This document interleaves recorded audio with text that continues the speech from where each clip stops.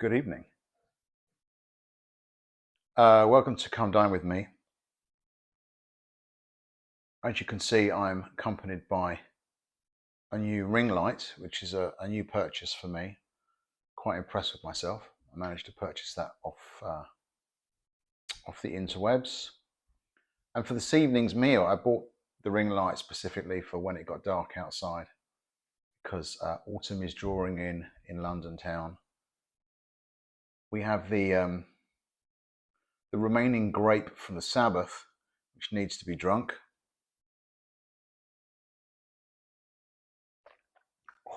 That's not too bad. And we have the humble sausage, beef sausage, fried, accompanied with the humble potato, also fried. Now this particular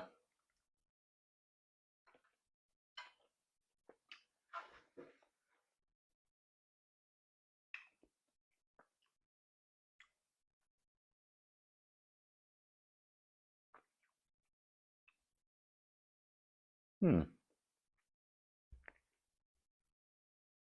about 30. This particular episode is subtitled "I Got Scammed," and I just want to talk a little bit about this sausage and what it is about the sausage that is a scam.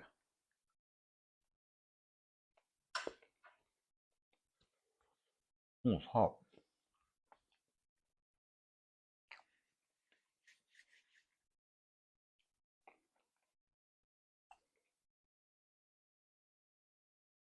$26.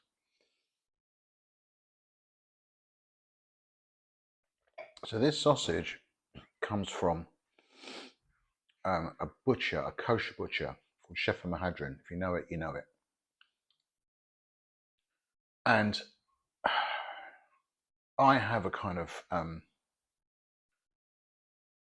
don't know. I have a sort of understanding or a perception that the things that I buy from that butcher are going to be additive free. And it really just hammers home the message that I really have to keep looking at the labels, because I looked at the label today. It is about 90% beef.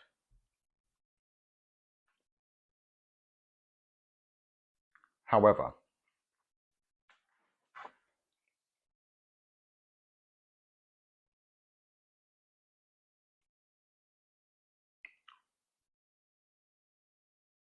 about 20.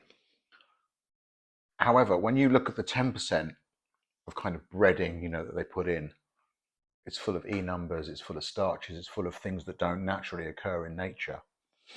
And this is really what this new eating system that I'm doing is all about, is just becoming aware of what is actually being put in food. And I was thinking about it today. It's such a weird thing to have to do.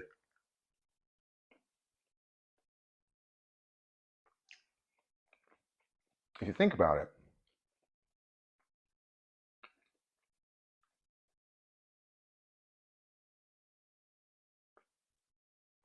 Now, I don't want to get political here. However, I have to reference somebody, and this particular person is involved. So where are we? It's sort of mid-September 2024. So there's an election coming up in the US. There is a politician who has kind of gone in on one side. If you've been following the election, you'll know. His name is Robert F. Kennedy Jr. Anyway, fairly illustrious political history. And he's also, one of the things he's well known for is being very trim and very slim. And, I think he's approaching 70 or something. And I recently saw a piece of content that he put out online before the election. He's one of the only candidates standing. I mean, I'm sure that there's more to his message than this, but he's one of the only candidates standing on a message about ultra processed food. And I've literally never seen a politician talk about this before.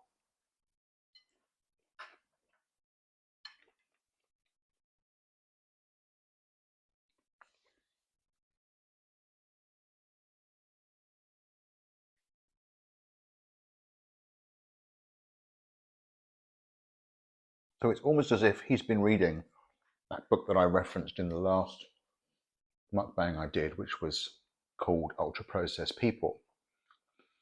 And he explains it like this. He says, if you look at old photos of the 50s and 60s, right? People on the beach, whatever. No one's fat. I saw a video the other day of high school students. You might have seen this on YouTube. High school students being prepared for military service, for the draft or whatever in the 40s. And they're being asked to climb these ropes and, test their strength. And literally these boys are all stripped down to just shorts or whatever. They are so thin, all of them. There's not one fat person amongst them. So effectively what he's saying is, during this period of time, there was no obesity. There was no diabetes. There were none of these conditions that we've now become used to. Why? Because everyone was thin. Everyone was slim. I think that's fairly self-evident.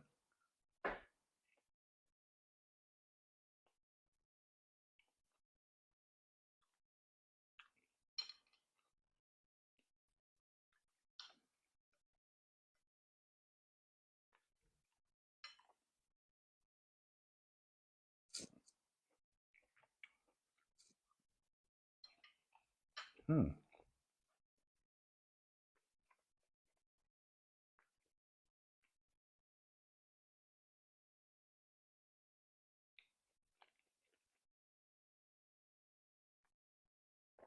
And he goes on to say,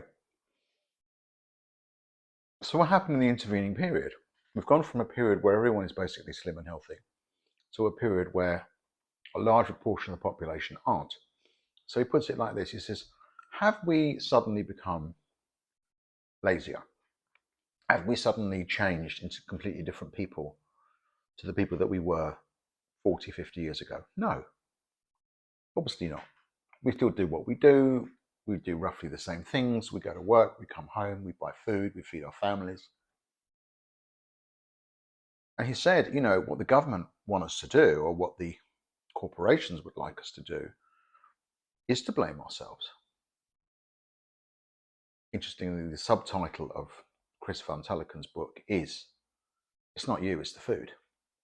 And he says, this, just, following on this, this message, this is the problem with the food companies putting additives in our food.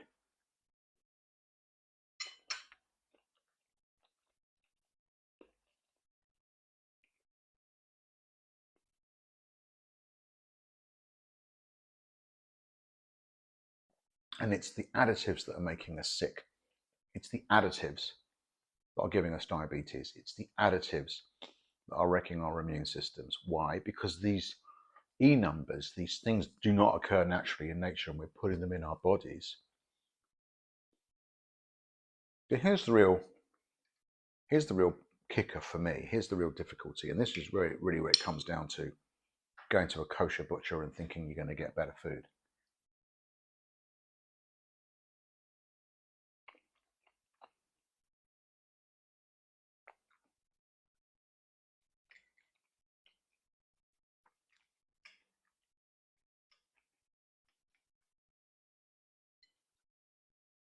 The reason that I check the ingredients now, when I never did before, is because I don't trust any of them. I don't trust anyone anymore. I don't trust any food supplier to supply me with what they tell me they're supplying me with. There's a whole chapter in the book, Ultra Processed People, where this doctor, Chris, is having a conversation with another researcher. He's talking about food this, food that, and the researcher corrects him and says, no, Chris, please, it's not food. These companies are not producing food, they're producing a product, and the aim of the product is to get the consumer coming back for more, so they can make more money. It's not food. Think about that. These are food companies. Even going to the butcher today, I just made the assumption It's just going to be meat. There's nothing wrong with this. I bought some mince. I bought some chicken breasts. I bought some sausages, as I normally do. I just thought when I was frying them or just about to put them in the pan, let me just have a little, let me have a quick check and see what's in there. I nearly didn't eat them.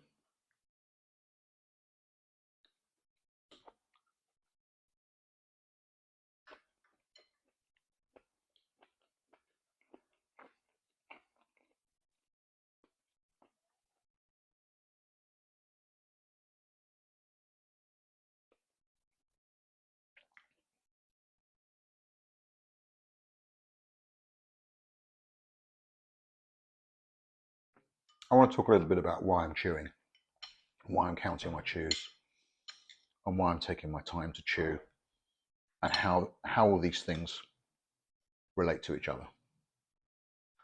The thing that changed my life, the thing that put me on this road, was having a diagnosis of diabetes in 2019.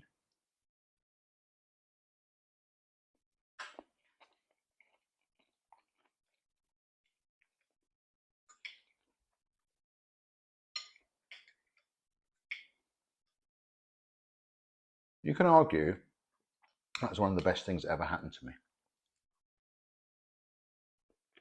Sometimes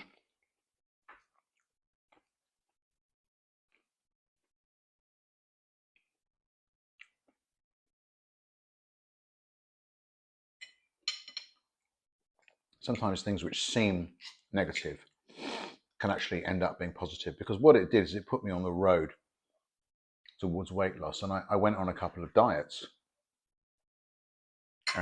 First thing I did when I realized, I got very scared, and I went back to something that had worked for me before many years ago, which was the keto diet. Well, it's called the keto diet now. Some people call it carnivore. I called it, when I first used it, it was the Atkins diet back in the day. And I lost a lot of weight because the doctor said to me, you can reverse this. Not a lot of people do, but you can reverse it if you lose, like, I don't know, 10 pounds, something like that. And it was great. The Atkins diet worked until it didn't.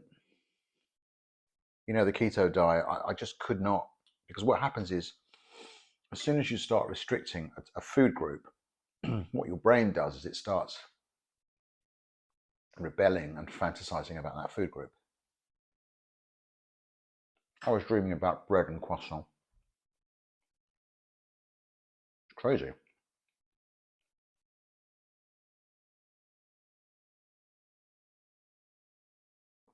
So I failed on that. And what happens when you fail on a diet is you tend to regain all the weight back with a little bit of interest. So then I tried a calorie counting diet.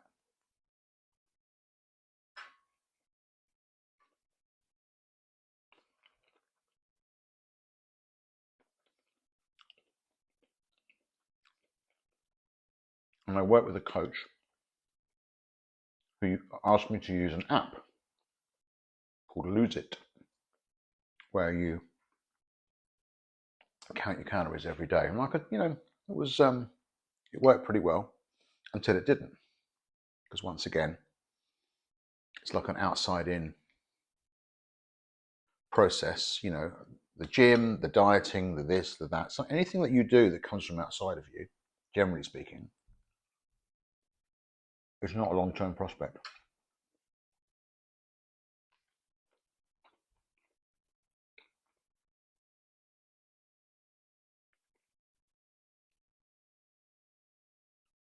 So I was looking around for something new, something different that would help me long term. And my experience as a coach using the 3 principles was the sort of starting point for that. I mean, there was a guy I know who had created a diet system or a weight loss system using the 3 principles. And so I knew it was possible. And that's what I did. And strangely enough, I was having dinner with a friend of mine who talked about this idea of counting to 30 when you chew. And I wasn't really thinking too much about it, but I tried it during that meal. couldn't finish the meal. One of the first times that's ever happened to me. And then I realized what I was actually doing.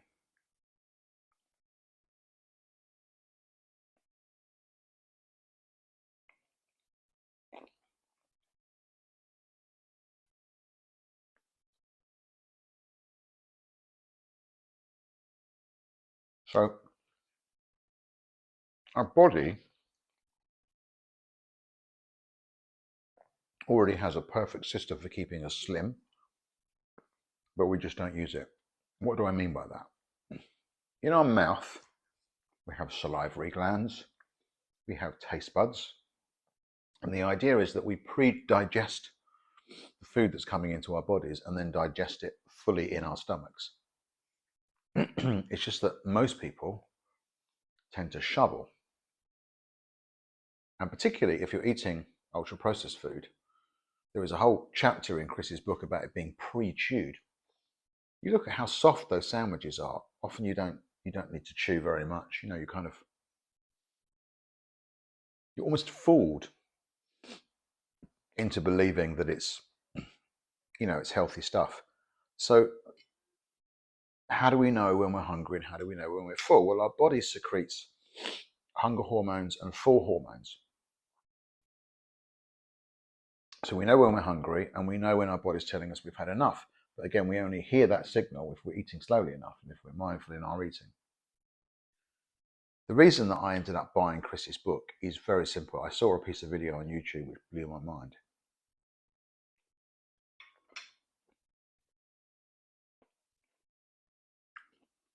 Because it made me realize what ultra-processed food was doing. Chris did an ultra-processed food diet for a month, and he was monitored by his colleagues at University College Hospital in London. And I watched a video when they gave him the results. And the woman said, so what this ultra-processed food is doing to you is basically chemically hijacking your brain. Here's the reason. It's reducing the full hormone signal and it's increasing the hunger hormone signal artificially.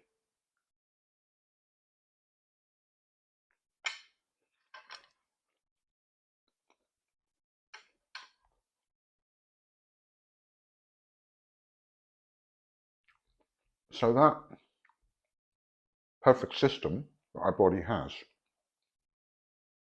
works with real food. But when you're eating ultra-processed food, it hijacks that system and it just makes you want to eat more and more and more. So my philosophy, or what I discovered, really worked for me, helped me lose about 10 kilos just by being mindful about what I was eating, chewing. And what I've added in now is this thing where I just check the labels, because I know if I'm eating food that's highly processed, the likelihood of me being able to feel when I'm hungry and know when I'm full is much diminished if I'm eating ultra-processed food. So I have about 3 small potatoes on my plate left over. I don't really want to eat them. So what I'm going to do is I'm going to chuck them in the bin, because my good friend Marissa Peer told me I am not the bin. And so therefore that extra food is going straight in there. And that's one of the ways in which my body will act as a little calorie counting app for myself and reduce the amount of food that I'm actually taking in, because my body's already telling me that I'm full. Cheers.